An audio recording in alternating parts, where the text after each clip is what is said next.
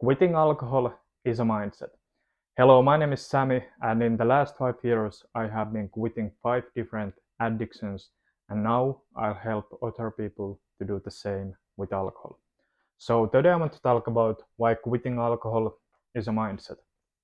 So, think about what is the most hardest thing to do in the process of quitting alcohol, or what it is even mean to quit alcohol. And I would say that quitting alcohol is a decision. It's a decision that you choose to make.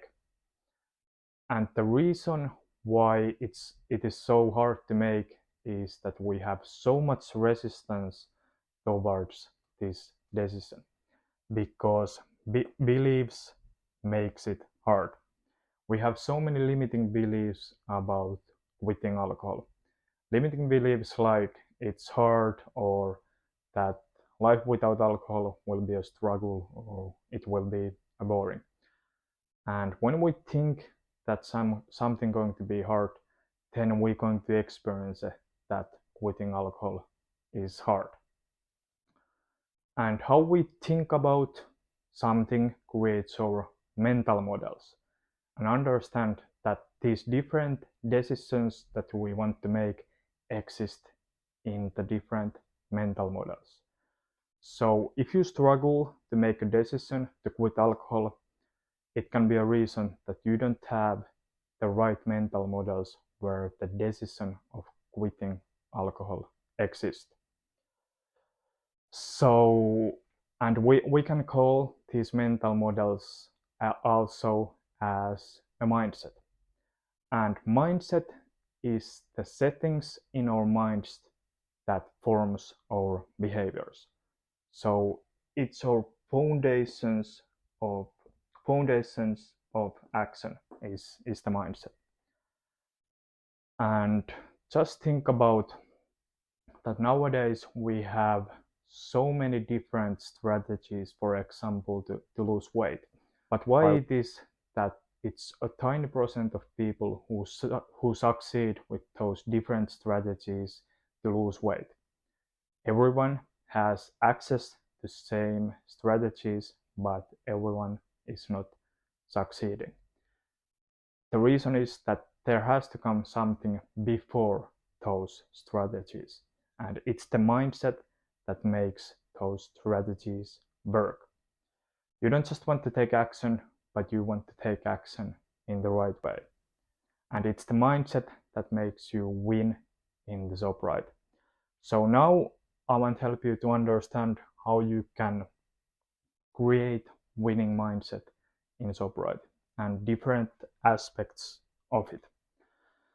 So the first aspect of this mindset is fun. You have to make quitting alcohol fun. It has to be something that you approach with fun. It has to be inspirational and something that gets you excited.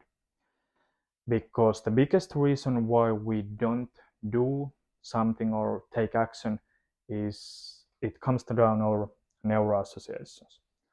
If we have negative neural associations with quitting alcohol, we will have hard time to do it. And also our beliefs can block the fun, and our beliefs can be reason for negative neural associations. Like we already talked about limiting beliefs, like thinking that quitting alcohol is hard, or that quitting alcohol or living without alcohol, is not enjoyable life. And those beliefs can create negative neural associations. So how you can shift these neural associations? So first, you have to link quitting alcohol as a gateway to build a great life. You literally give gift for yourself when you quit alcohol. And it's the gateway to leveling up, and link quitting alcohol something that you are interested about, something that you want to pursue in your life. For example, it can be that quitting alcohol means that you start to create great life, or great physique, or great health, or a new business. Whatever is the thing that interests you, 10 links quitting alcohol, that thing, and you will change your neural associations. So that is the first aspect of this mindset, and this is like the heart of this mindset. When you make it fun, the change will be almost automatically, and the sobriety will almost arise naturally. And the next is the right objective. And this is really important because it's so common in these addiction circles that when people try to create sobriety, they have very distorted perception what sobriety is. They think that sobriety is about avoiding alcohol, or the main purpose of sobriety is the absence of alcohol. But when you have that kind of goal, it's not very motivating goal, because it focuses on the negative. And the goal setting is really important in life or in everything, because your goals filters your life. Your goals are your filters, because our brain works in a way that it will always try to find solutions how we can achieve your goals. So if you have negative goals like avoiding some behavior, you will live in the survival, and that's why you don't going to end up in the right destination. So set right goals. It's not about avoiding alcohol, but it's about building a great life. It's about learn the it's about learning to enjoy your life, learning to enjoy your own being and presence. But you don't necessarily try to avoid some behavior. But absence of the alcohol, it's just a byproduct of great life. And that's how you set right objectives in this process. So the next is relapses. People think that the worst thing that can happen in sobriety is to relapse in sobriety. But I would say that relapses can be really beneficial for you. Because if you can learn something from that relapse, and if you can use that information in your future and do better decisions, then relapse is not a failure, but it's education. It's a learning ground where you learn new things and collect new information how you can create successful sobriety. So relapses are stepping stones towards success.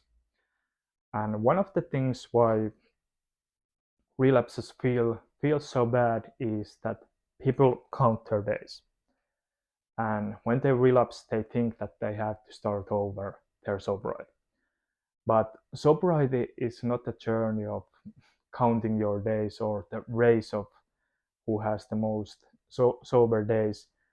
But sobriety is about learning to enjoy your life. How much space you have enjoy your life without alcohol.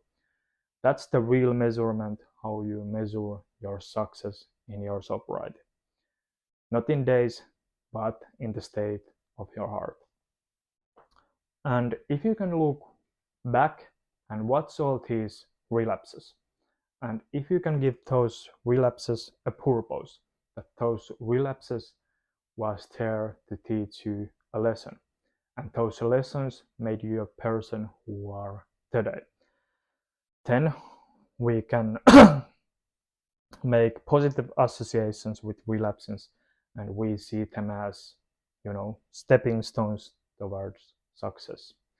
Because the relapses are only problem if one relapse turns to weeks or months. But if we use relapses as to learn and to become better in sobriety, then they can be beneficial for us.